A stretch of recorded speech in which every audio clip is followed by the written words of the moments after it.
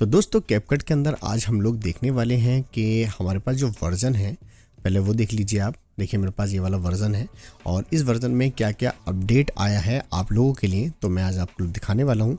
यहाँ पर आपको बहुत नई चीज़ें मिलने वाली हैं। तो सबसे पहले हम लोग स्टार्ट करते हैं। तो अब बारी है इंट्रो की। हेलो दोस्तों, मेरा नाम है सुहेल खान और आप देख रहे हैं मेरा यूट्यूब चैनल टेक्साहो। तो दोस्तों सबसे पहले इफेक्ट की बात करते हैं। हम लोग आएंगे यहाँ स्टिकर में, और स्टिकर में आने के बाद यहाँ पर आप लोगों को ये एक शेप वाला सेक्शन मिलेगा। इस पर आपको क्लिक करना है और आप देखेंगे यहाँ पर आपको बहुत सारे शेप्स मिल गए हैं।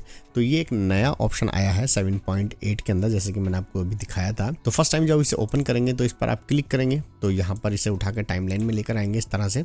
तो यहाँ से आप लोग इसकी प्रॉपर्टी देख सकते हैं। और अगर आपका इस तरीके से नहीं आ रहा है तो यहाँ पर आप आइए, बाय डिफ़ॉल्ट कर दीजिए, तो ये आपका इस तरीके से भी आ जाएगा। ठीक, तो मैं इसे थोड़ा सा बड़ा कर लेता हूँ इस तरह से। ठीक, तो ये हमारे पास में आप देख रहे हैं रेक्टेंगल आ गया है, या स्क्वायर कह सकते हैं आप लोग।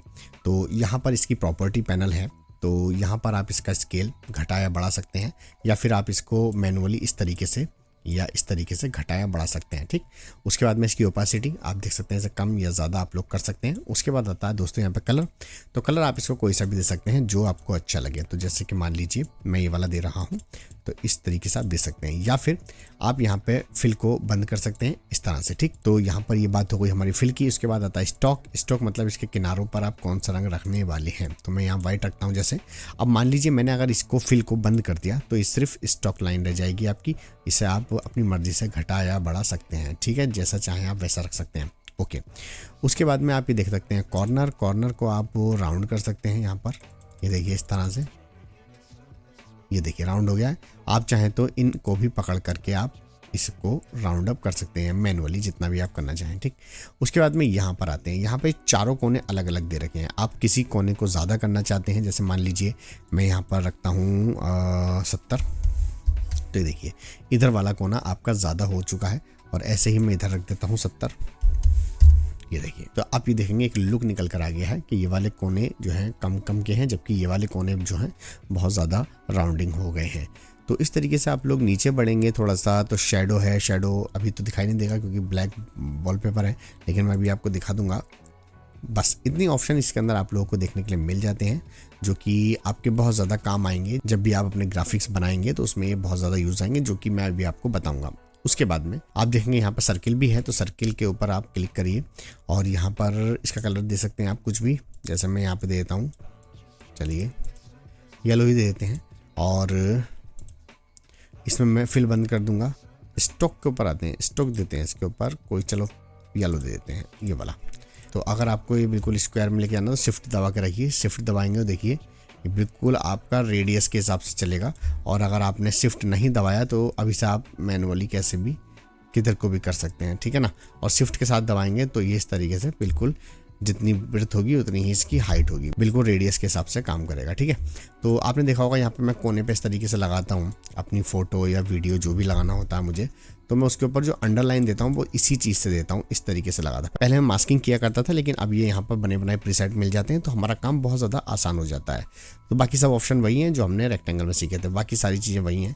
तो इनको हम डिलीट करते हैं। उसके बाद आप देखेंगे यहाँ पर आपको ये एक मिल जाता है, इसे समलम कहते हैं।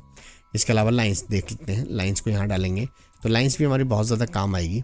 इसको आप अपनी मैनुअल अपने हिसाब से जिधर चाहें उधर रख सकते हैं। ठीक है, और इसकी ये साइज़ आप बढ़ा सकते हैं, स्केल जिसे कहते हैं। ओपेसिटी को आप रख सकते हैं, कलर फिल। यहाँ पर एक चीज़ दिखाई देती है, सॉलिड रखनी है आपको या डैश में रखनी है। देखिए डैश में रखेंगे तो इस तरीके डॉटेड डॉटेड लाइनें आ जाएंगी। और यहाँ पर एक चीज़ और मिलेगी आपको, हाँ डॉटेड लाइनें आ जाएंगी ये वाली, इस तरीके से देखिए। ठीक, अगर आपको नहीं दिख रहा तो मैं थोड़ा लंबा करके दिखाता हूँ। ये देखिए डॉटेड लाइन आ रही है, लेकिन आप जानते हैं लाइन जो भी होती है वो सॉलिड में होती है, तो हम इस तरीके से रखते हैं। उसके बाद में यहाँ पर ये आप एरो का इस्तेमाल कर सकते हैं, ये इंडिकेट करने का काम आएगा। किसी भी चीज़ को हम इंडिकेट करेंगे तो ये देखिए तीर बनकर आ गया है, राइट। और यहाँ पर ये पीछे की साइड है तो पीछे भी तीर लग जाएगा आपका। तो वो आपकी क्रिएटिविटी के ऊपर है कि आप जो है किस तरीके का रखना चाहते हैं। उसके बाद में ये ओपेसिटी हो गई इसकी, ये इसकी मोटाई हो गई है। ये देखिए आप शेडो यहाँ से ऑन करेंगे तो शेडो आ जाएगी, लेकिन मेरे पास में शेडो है नहीं, तो यहाँ पे मैं चलो कलर चेंज करता हूँ। देखिए ये आ गई शेडो। तो ये देखिए इसकी शेडो है, ये आप कितनी घटा बढ़ा सकते हैं। एंगल भी आप किधर रख सकते हैं, मैं नीचे की साइड में रख देता हूँ इस तरह से। और ओपेसिटी आप अपने हिसाब से जितनी चाहें रख सकते हैं, मैं ठीक है इतनी काफ़ी है। तो ये देखिए इस तरीके से आपकी शेडो आ गई है। तो इस तरीके से आप लोग इन सब का इस्तेमाल कर सकते हैं। तो ये बहुत ही अच्छा और इंटरेस्टिंग टूल यहाँ पर इन्होंने दिए हैं जो कि हमारे काम में बहुत ज़्यादा आएंगे।